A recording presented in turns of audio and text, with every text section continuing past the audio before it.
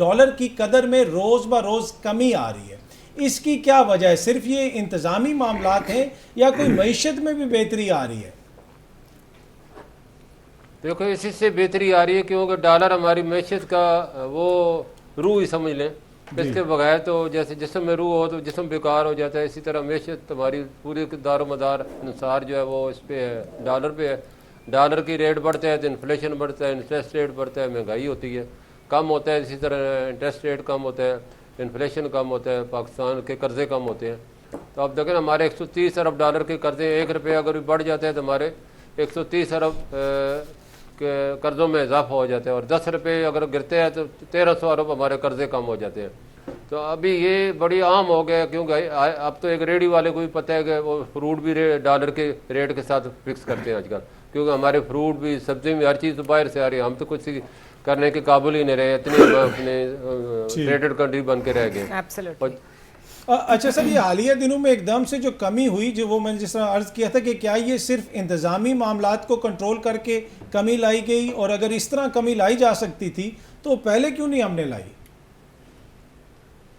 देखो, सबसे बड़ी जो वजह है मैं समझता हूँ पूरा क्रेडिट आर्मी चीफ साहब आसिम मुनीर साहब को जाता है।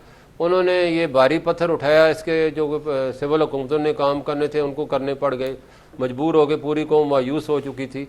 तो उन्होंने जब ताजरों से मिले और उन्होंने कहा कि मायूस होने की ज़रूरत नहीं, हमने पाकिस्तान को करप्शन के नासूर को ख़त्म करना है। और मैंने फिर उन जो बताया उन्हें क्या इस वक्त पाकिस्तान की हालत ये हो चुकी है कि जितनी भी एक्सचेंज कंपनी हैं उनके बाहर जो बड़ी बड़ी मार्केटें हैं या बड़ी बड़ी शॉप है, ब्लैक मार्केट के जो कारिंदे हैं वो खड़े हो जाते हैं, जो भी कस्टमर आता है उसे वो भारी, अगर हम डॉलर 300 का ले रहे हैं तो वो 310 की ऑफ़र करते हैं, जिसकी वजह से क्लाइंट अपने फ़ायदे के लिए उनके साथ चला जाता है और बगैर आउट ऑफ बुक उनसे वो ले रहे हैं, और ये सारा डॉलर स्मगलिंग होकर ईरान और अफगानिस्तान जा रहा है। और हमारे पास 90% सप्लाई कम हो चुकी है, 10% सिर्फ रह गई, बड़ी मुश्किलों से हमारे काउंटरों तक लोग पहुँच रहे हैं।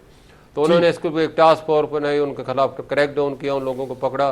तो आपने देखा कि जो 6 सितंबर से पहले डॉलर 330 रुपये का था, आज अल्लाह का शुक्र है 393 पे आ गया।